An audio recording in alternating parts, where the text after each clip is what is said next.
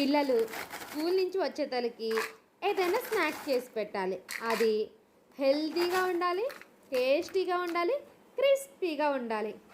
ఎప్పుడు వండుకునే చెక్కలు, చక్రాలు, మురుకులు, అరిసెలు, బూర్లు తిని బోర్ కొట్టిందమ్మా, కొత్తగా చేసి పెట్టమ్మా, చాలా టేస్టీగా ఉండమ్మా అన్నారు పిల్లలు. అంతే, ఒక హెల్మెట్ పెట్టేసుకున్నాను. ఎందుకనుకుంటున్నారా? మనం బైక్ మీద రోడ్డు మీద వెళ్ళేటప్పుడు హెల్మెట్ ఎంత ముఖ్యమో, మనం వంటగదిలో ఈ గ్రౌండ్ నట్ పకోడీ, అదేనండి వేరుశనగ పప్పు పకోడీ చేసేటప్పుడు ఈ హెల్మెట్ పెట్టుకోవాలి. లేదంటే పప్పు పగిలిందంటే మొహం పగిలిద్ది. జాగ్రత్త. జాగ్రత్తగా వండుకోండి. స్టవ్ని మీడియం ఫ్లేమ్లో పెట్టి వండుకోండి. ఇప్పుడు వేరుశనగ పప్పు పకోడీకి కావలసిన పదార్థాలను చూసేద్దాం. నేను ఇక్కడ 4 కప్పుల వేరుశనగ పప్పు తీసుకొని అందుకు 1 కప్పు శనగపిండి, 1 కప్పు కార్న్‌ఫ్లోర్, 1 కప్పు వరిపిండి తీసుకున్నాను. స్పైసెస్ కూడా తీసుకున్నాను. ఫస్ట్ 2 స్పూన్ల అల్లం వెల్లుల్లి పేస్ట్ వేసుకున్నాను. ఇప్పుడు 1 స్పూన్ గరం మసాలా వేసుకున్నాను. ఒక 2 స్పూన్ల కారం కూడా వేసుకున్నాను. మీ టేస్ట్ని బట్టి.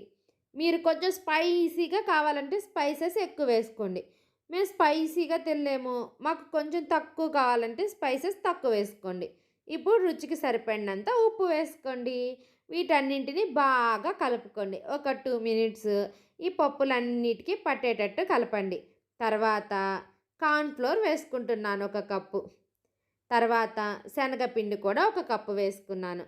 తర్వాత వరిపిండి వేసుకున్నాను. ఈ 3 పిండిలు వేసేసుకొని కొంచెం కొంచెం వాటర్ పోసుకుంటూ మంచిగా కలుపుకోవాలి.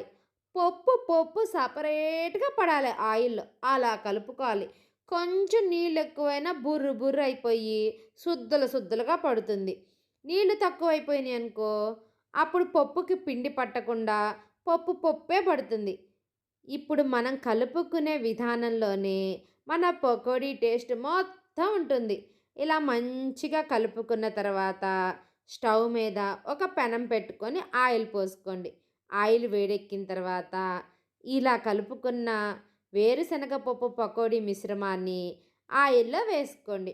స్టవ్ని ఎప్పుడు మీడియం ఫ్లేమ్లోనే పెట్టుకోండి.